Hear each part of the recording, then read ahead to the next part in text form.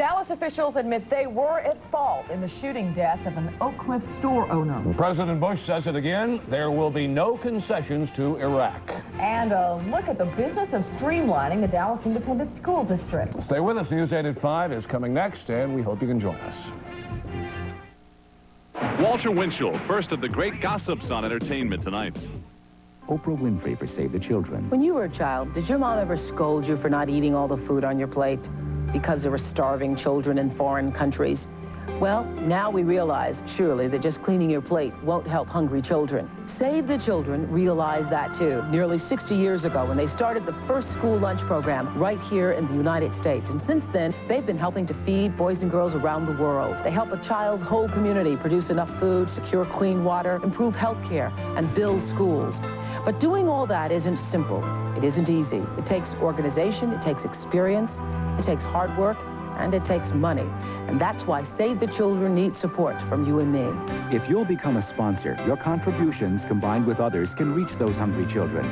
85 cents of every dollar spent goes to work for these little ones.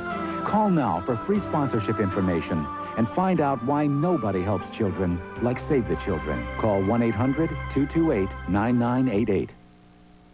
Help kids discover the one thing about business that every economic theory neglects, the excitement. Support junior achievement. Show a kid how America works.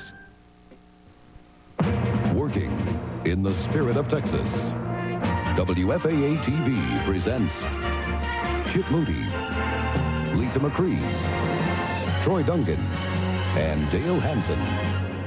This is News 8 at 5. Rose is dead, so something went wrong. Someone did not follow policy. City and police department officials in Dallas today apologized. They admit fault in the killing of a South Oak Cliff store owner last week. Good afternoon. The fallout from last week's police shooting tops our news this afternoon. The investigation continues today into the accidental shooting of R.L. Rose at his flower shop on South Lancaster. Police say on Friday morning, while investigating a burglary call, police officer Vincent Reitz shot and killed Rose. The rookie officer is now on administrative leave until police officials conclude their investigation. Today, Acting Chief Sam Gonzalez briefed the Dallas City Council on the shooting during a closed-door session at Dallas City Hall. Afterwards, several council members and Chief Gonzalez admitted responsibility, saying perhaps Officer Reitz needed better training at the academy. Acknowledge up front that anytime you have a citizen that calls the police for service and that citizen ends up dead, that we have made some mistakes somewhere along the way. The how and the why of those mistakes are what we're now looking at. Some council members say they expect the Rose family to sue the city over the accidental shooting. However, several city council officials say an outside federal agency isn't needed to investigate what they call a tragic accident. Well, in other action, the Dallas City Council moved no closer to resolving a bitter dispute over how to reorganize the council for more minority representation. Last week, plaintiffs Roy Williams and Marvin Crenshaw asked federal judge Jerry Buckmeyer to draw his own single-member district system and set an election this May. The city has only 2 weeks to respond to the plaintiffs' demands. On Wednesday, the council is expected to vote on spending $500,000 on outside legal help. Those lawyers might fight for 1041 approved by Dallas voters in August of last year. That plan was resurrected after the failure of 14-1 at the polls last week. Chip? A Dallas judge today issued another arrest warrant for Dallas County Commissioner John Wiley Price. County Criminal Judge John Orvis ordered Price arrested after the district attorney asked that Price's probation be revoked. Dallas police charged Price on Friday with criminal mischief for allegedly damaging a motorist's windshield wipers during a protest. Prosecutors moved to revoke Price's 6-month probation for whitewashing billboards after the Friday charge. The sheriff's office will allow a bond company to post Price's bond, and then a hearing will be set, most likely in January, to determine if his probation should indeed be revoked. If it is, Price could serve up to a year in jail. He could not be reached for comment today. Former Dallas Police Chief Mac Vines acknowledged today he is taking on a new job. Vines will join a Dallas police consulting firm, and his first assignment will be in Bulgaria. Vines was fired after allegedly lying to a panel of investigators looking into the firing of an officer. He must still stand trial for perjury. Today, the ex-chief told us he's going to work for Charles Terrell, the former head of the Texas Board of Criminal Justice. Terrell started a new consulting company.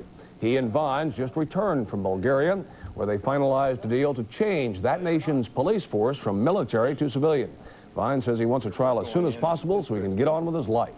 One would hope that the case will be completed before the close of this calendar year so that we can start off the new year with a new outlook. Well, it's very fresh for me because I haven't done this before. I've done consultant work with law enforcement throughout the country here in various areas of teaching and training and things. But to go to this, be involved in this magnitude, especially in a foreign country, is an extremely fresh start. Vines' trial probably won't be held until January.